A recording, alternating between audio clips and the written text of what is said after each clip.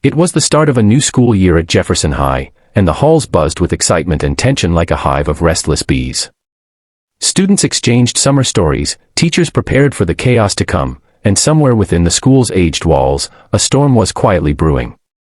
Jefferson High had a reputation, not for its academics or athletics, but for its bullies. A group of seniors known as the Triad, Jake, Connor, and Trent, were the self-proclaimed kings of the campus. Tall, athletic, cruel, and arrogant, they ruled the halls with intimidation and manipulation. Students feared them. Even some teachers tiptoed around them, unwilling to risk confrontations that could damage their fragile authority. That's why when Ms. Kim arrived, the entire school was abuzz. No one knew much about her. She was young, mid-20s perhaps, with a calm demeanor and quiet intensity behind her almond-shaped eyes. Her first day in the faculty lounge was awkward. The older teachers murmured polite greetings but secretly pitied her. "Poor thing doesn't know what she's in for," one whispered behind her coffee mug. "Triad's gonna eat her alive," chuckled another. Ms. Kim heard them. She didn't flinch. She simply sipped her green tea, adjusted her minimalist blazer, and walked calmly to her first class. Room 214, the domain of chaos. The Triad had ensured no teacher lasted more than a semester in that classroom. Ms. Kim opened the door and walked in with the quiet assurance of a storm on the horizon. Students murmured. Heads turned. Even Jake raised an eyebrow. She didn't look like much. Petite. Delicate. Fragile, almost. Perfect prey. She calmly wrote her name on the board in block letters, Ms. Una Kim. "Good morning," she said softly, but with enough edge that the room fell into temporary silence. "Please take your seats." Jake tossed a paper airplane across the room. Connor laughed and loudly mimicked her, "Please take your seats." Trent opened his phone and started playing trap music at full volume. The rest of the students waited. What would she do? Ms. Kim didn't flinch. She walked slowly toward Connor and reached his desk. Without raising her voice, she looked at him and said, "Turn it off." Connor smirked, stood up, and leaned into her personal space. "Make me," he whispered, smug and confident. Without breaking eye contact, Ms. Kim moved in one fluid motion. A subtle twist, a sharp step, and in a blink, Connor was on his knees, his arm pinned behind his back. The entire class gasped.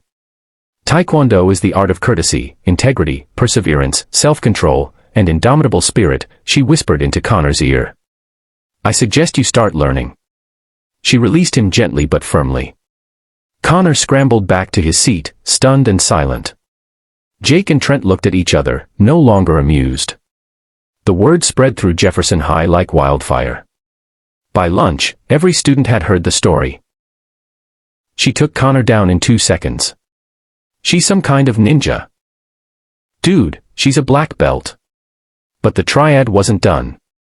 Their pride had been wounded, and they couldn't let it stand. Over the next week, they escalated their attacks. They filled her classroom with crickets, dumped glue on her chair, and once even loosened the wheels on her desk so it would collapse mid-lecture. Ms. Kim endured it all in silence. She fixed her desk, cleaned up the crickets, replaced her chair. She said nothing. But she watched. She observed.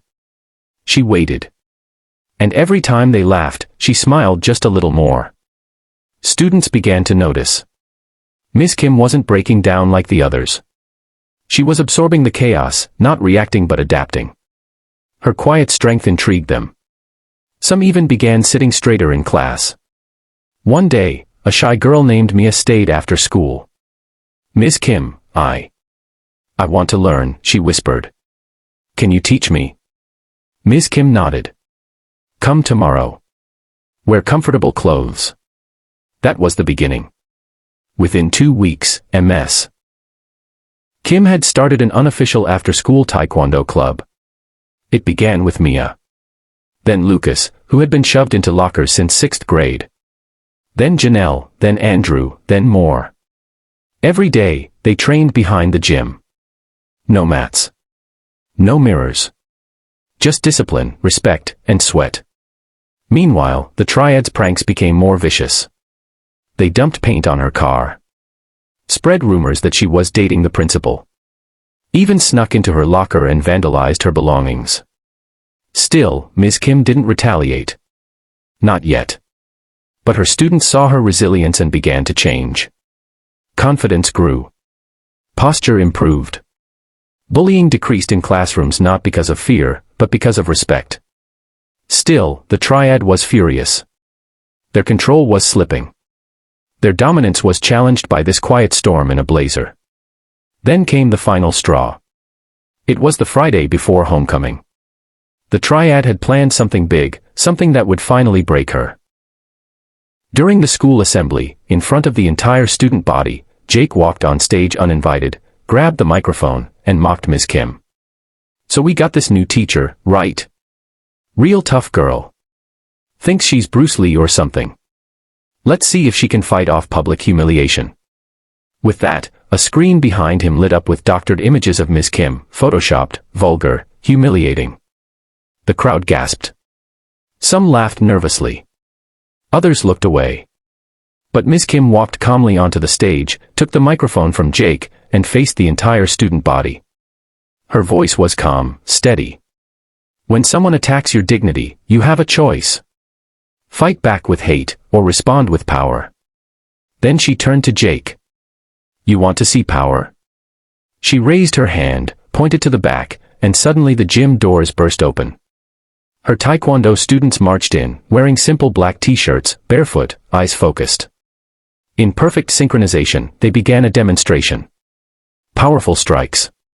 Fluid kicks. Board breaking. Kick-hops that shook the bleachers. The crowd watched in stunned silence. Then, thunderous applause. Jake turned red.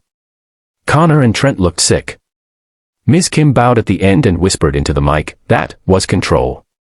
Something you boys have never learned." That night, the principal suspended the triad for 2 weeks pending investigation. But the story wasn't over. Not yet.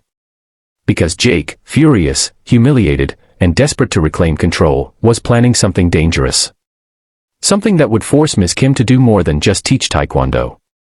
She would have to fight. For real. For her students. For herself. And when the moment came, they'd wish they never messed with the new teacher.